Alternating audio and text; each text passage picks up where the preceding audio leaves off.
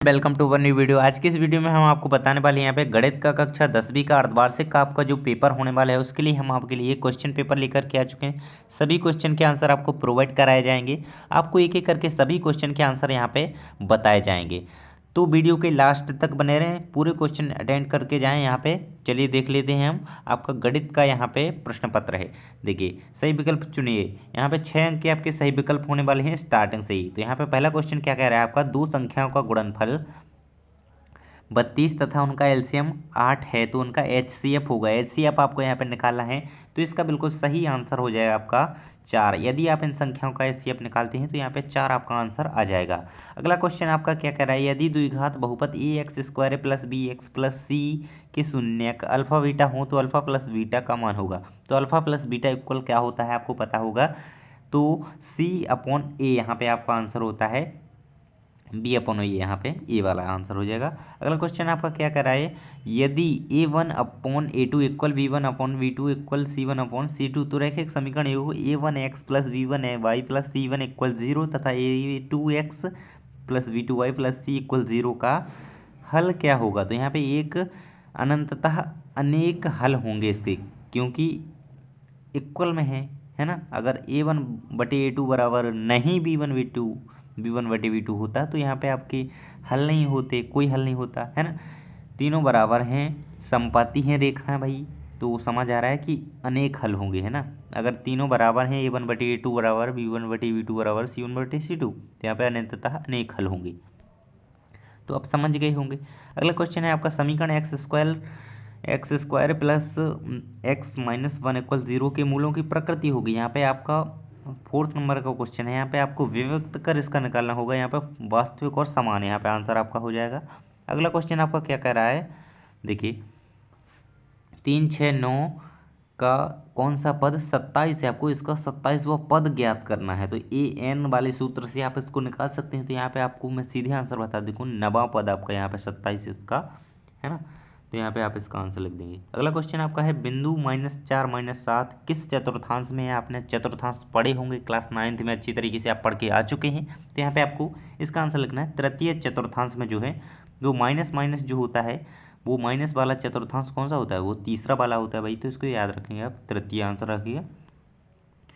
यहाँ पे आपके रिक्त स्थान स्टार्ट होते हैं। तो चलिए हम इनको देख लेते हैं। सभी के आंसर मैं आपको प्रोवाइड कराऊंगा, वीडियो के लास्ट तक बने रहें, बस वीडियो को देखते रहिए अच्छी तरीके से, और दोस्तों के साथ वीडियो को शेयर कर दीजिए ताकि वह भी इसका मतलब सभी क्वेश्चन के आंसर देख पाएँ और अपने पेपर के लिए तैयारी कर सकें, है ना। तो यहाँ पे पहला क्वेश्चन क्या है, सभी वृत्त खाली स्थान होते हैं। तो इसका आंसर क्या हो जाएगा भाई, सर्वांगसम होते हैं, है ना। सर्वांगसम आपके इसका आंसर लिखना है। सर्वांगसम तो सबको लिखना आता होगा, है ना। सर्वांगसम यहाँ पे आंसर लिखेंगे। यहाँ पे सही से नहीं लिख पा रहा हूँ मैं उंगली से, है ना। सेकंड क्वेश्चन क्या है आपका, किसी वृत्त की स्पर्श रेखा उसे खालिस्तान बिंदु पर प्रतिच्छेद करती है। तो यहाँ तो एक बिंदु पर प्रतिच्छेद करती है भाई, इसका आंसर केवल एक है। एक बिंदु पर किसी वृत्त की स्पर्श रेखा होती है जो उसे एक बिंदु पर प्रतिच्छेद करती है, एक आंसर लिखेंगे। थर्ड वाला क्या क्वेश्चन कह रहा है, यदि आर एवं एल क्रमशः शंकु के आधार की त्रिज्या एवं शंकु की त्रियक ऊंचाई है तो शंकु का वक्र पृष्ठ खालिस्तान होता है। तो पाई आर एल होता है भाई, शंकु का वक्र पृष्ठ क्या होता है, पाई आर एल। यहाँ पे आंसर लिखेंगे आप थर्ड वाले का। अगला क्वेश्चन है आपका फोर्थ, प्रथम 5 प्राकृत संख्याओं के का समांतर माध्य फिल इन द ब्लैंक्स होता है। तो यहाँ पे 3 होता है ना।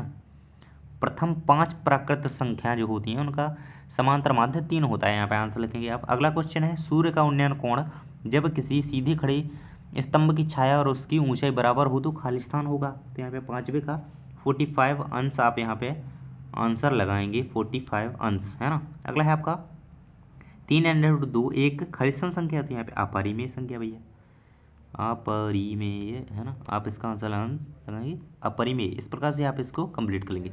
आपकी जो सही जोड़ी आने वाली हैं वो ट्रिग्नोमेट्री से पूरी रहने वाली है। तो इस प्रकार से हमने यहाँ पे दी हैं। तो चलिए हम इनको आंसर आपको बता देते हैं। पहले की जोड़ी कैसे मिल जाएगी, sec theta into cos theta क्या होता है भाई, इसकी ये sec theta into cos theta equal क्या होता है भाई, 1 होता है। सी से इसकी जोड़ी मिल जाएगी। अगला है 1 प्लस कोट स्क्वायर थीटा, तो इसकी कोसेक स्क्वायर थीटा से यहाँ पे मैचिंग मिल जाएगी। थर्ड है आपका साइन 45 की 1/√2 यहाँ पे इसकी, है ना, इसका मान ये होता है। सेक 90 माइनस थीटा, यहाँ पे फोर्थ वाले की आपकी किससे मिल जाएगी, कोसेक थीटा से, है ना, लास्ट में जो है नीचे। अगला है आपका अंडरवुड में है 1 माइनस कोस स्क्वायर थीटा, यानी कि 5 की आपकी साइन थीटा से मिल जाएगी। कोस 1 माइनस कोस स्क्वायर थीटा क्या होता है, साइन थीटा होता है, यहाँ पे इससे आपकी जोड़ी मिल जाएगी।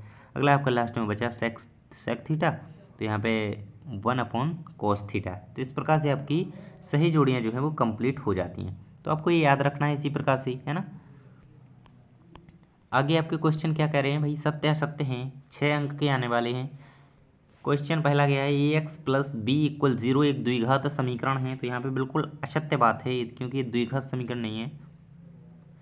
यदि ए बी सी समांतर श्रेणी में है तब v इक्वल ए प्लस सी अपॉन 2 होगा, बिल्कुल सत्य है।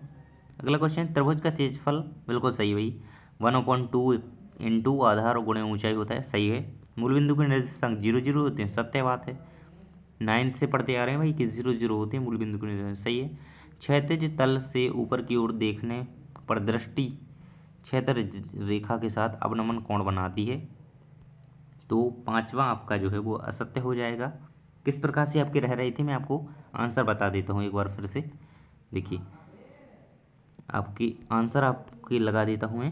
पहला जो है आपका असत्य है, दूसरा सत्य है, तीसरा आपका सत्य है, चौथा भी सत्य है, ये असत्य है आपका पांचवा।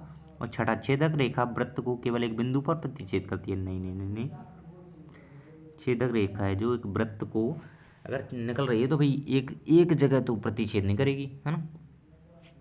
तो ये असत्य है ना, असत्य लगाएंगे आप छठे नंबर का। तो इस प्रकार से आपके ये सही जो सत्य असत्य है वो कंप्लीट हो जाती हैं। यहाँ पे पांचवा आपका एक शब्द या वाक्य में उत्तर लिखिए। तो यहाँ पे देखिए आपसे 6 अंक की एक शब्द या वाक्य में पहला है आपका गोले के आयतन का सूत्र लिखिए। तो यहाँ पे आपको बता दूं तो गोले के आयतन का सूत्र क्या होता है, 4/3 पाई आर क्यूब होता है। इसे आप लिख लीजिए जल्दी से कॉपी में।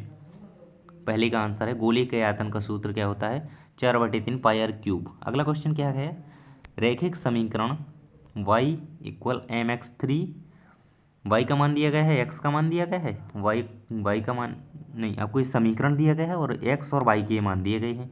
तो इनका मान रखिए और यहाँ पे आंसर बताना है आपको। तो इसका आंसर पता है क्या आ रहा है, मान रखने पर -1, यहाँ पे आंसर आप याद रखेंगे सेकंड का, है ना।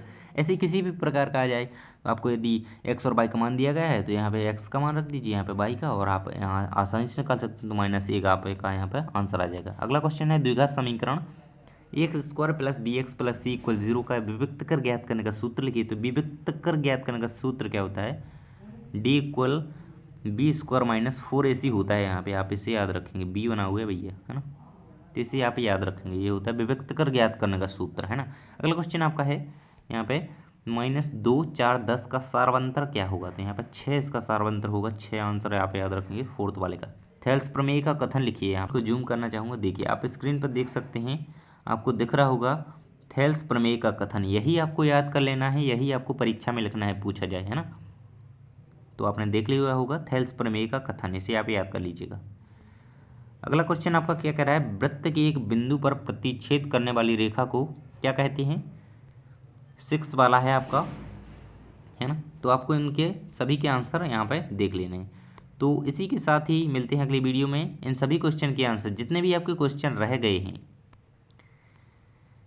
एक क्वेश्चन है आपका, हाँ लास्ट, वृत्त के एक बिंदु पर प्रतिच्छेद करने वाली रेखा को छेदक रेखा, इस प्रकार से आप बोल सकते हैं इसको, है ना, प्रतिच्छेदी रेखा, है ना।